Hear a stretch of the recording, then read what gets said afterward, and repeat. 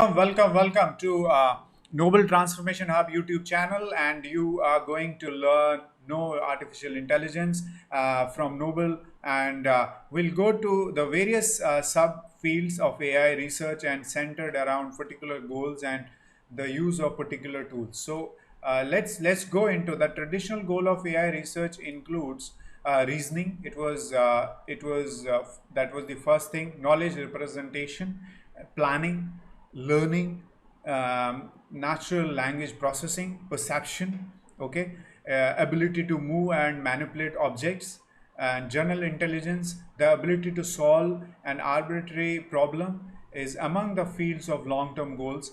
To solve these problems, okay, uh,